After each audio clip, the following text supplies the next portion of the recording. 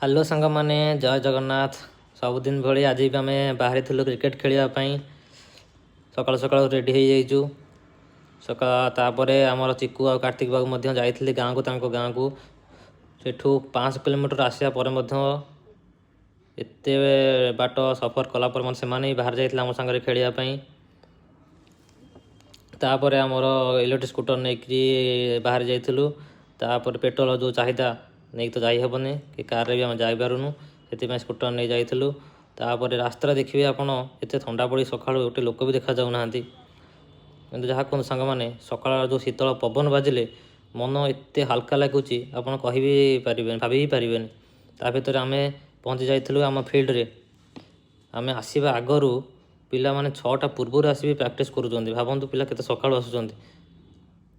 ଆମେ ଭାବିଲୁ ଆମେ ଫାଷ୍ଟ ପହଞ୍ଚିଯିବୁ, ଆମ ଆଗରୁ ବି ପିଲା ଆସି ପ୍ରାକ୍ଟିସ୍ କରୁଛନ୍ତି। ବିଳମ୍ବରେ ହେଉ ପଛେ ରବୀନ୍ଦ୍ର ବାବୁ, ବିକାଶ ଆଉ ଆମର ପପୁ ଭାଇ ମଧ୍ୟ ଆସି ପହଞ୍ଚି ଯାଇଛନ୍ତି ଆମର କ୍ରିକେଟ୍ ଇନ୍ଷ୍ଟ୍ରୁମେଣ୍ଟ ଧରିକିରି। ତାପରେ ଖେଳ ସରୁ ନ ସରୁ ପିଲା ଖେଳ ସରିବା ମାନେ ଗାଡ଼ିରୁ ମୋବାଇଲ ଦେଖିବେ। ସମସ୍ତଙ୍କ ନିଜ ନିଜ ମୋବାଇଲରେ ବ୍ୟସ୍ତ। ବିକାଶ କହୁଛି କ'ଣ ଫଟୋ ପଠେଇଛ, ଆମେ 6ଟା 20ରେ ପହଞ୍ଚିଲୁ ବୋଲି। ତାପରେ ଯାଏଁ ପହଞ୍ଚିଗଲୁ ଆମର ଟି ଷ୍ଟଲ୍ ପାଖରେ, ଯେଉଁଠିକି ଆମର ଫେମସ୍ ଲେମନ୍ ଟି ମିଳେ। ସମସ୍ତେ ସେଇଠି ଗାଡ଼ି ରଖି ଆସିଗଲେ, ପହଞ୍ଚିଗଲେ। ଭାଇଙ୍କୁ ଆଗରୁ ଫୋନ୍ କରି ଅର୍ଡ଼ର ଦିଆଯାଉଛି, ଭାଇ ଆମର ଏତିକିଟା ଲେମନ୍ ଟି ବନେଇ ଦେଇଥିବ। ଭାଇ ଆମର ପ୍ରସ୍ତୁତିରେ ବ୍ୟସ୍ତ।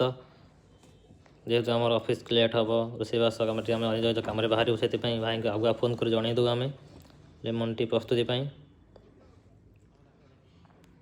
ସମସ୍ତେ ଏଠି ରେଡ଼ି ଅଛନ୍ତି।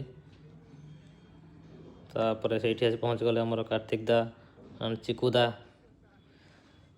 ଇଏ ବାବୁ, ତାଙ୍କ ସମସ୍ତେ ଲେଟ୍, ବିଳମ୍ବ ହେବ, ସବୁ ଜାଗାରେ ବି ଲେଟ୍ରେ ପହଞ୍ଚନ୍ତି। ମ୍ୟାନେଜର୍ ଯେହେତୁ ତାଙ୍କୁ ମ୍ୟାନେଜ୍ କରିବାକୁ ବହୁତ ପଡ଼ୁଛି, ବହୁତ ପ୍ରେସରରେ ସେ ରୁହନ୍ତି, ସବୁ କାମ ଯେହେତୁ ତାଙ୍କର, ସେଥିପାଇଁ ସେଠି ବିଳମ୍ବରେ ସବୁ ଜାଗାରେ ପହଞ୍ଚନ୍ତି। ସମସ୍ତଙ୍କ ହାତରେ ଦେଖନ୍ତୁ ଲେମନ୍ ଟି, ତାପରେ ତୁଳସୀ ପତ୍ର, ପୋଦିନା, ମହୁ, ବିଭିନ୍ନ ପ୍ରକାର ଆୟୁର୍ବେଦିକ ଦେହ ପାଇଁ ଏଇଟା ବହୁତ ଭଲ ଲାଗୁଛି। ଶୀତ ଦିନ ତ ଆହୁରି ବହୁତ ଉପକାରୀ। ଇଏ ଆମର ଏକୁଟିଆ ବସିକିରି ଚାହାର ମଜା ନେଉଛନ୍ତି ଆମର ରବୀନ୍ଦ୍ର ବାବୁ। ତାପରେ ଆମେ ହାଟରୁ ବାହାରିକିରି ଆସିଗଲୁ ମାର୍କେଟ। ଟିକେ ଭାଇ କହିଲେ ଟିକେ କୋବି ନେଇଯିବା। କୋବି ଯେହେତୁ ରେଟ୍ ବହୁତ କହିଲା, ସେଥିପାଇଁ ଆଣିଲୁନି। ଯେହେତୁ ବାର ଥିଲା ଆଜି, ମାଛ ମାର୍କେଟରେ ପ୍ରବଳ ଭିଡ଼ ଥିଲା।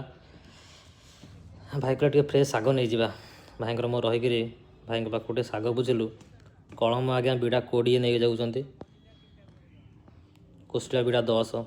ଯେହେତୁ ମୋର କଳମ ଟିକେ ପ୍ରିୟ, ସେଥିପାଇଁ ମୁଁ କଳମ ଆଜ୍ଞା 2 ବିଡ଼ା ନେଇକି ଗଲି।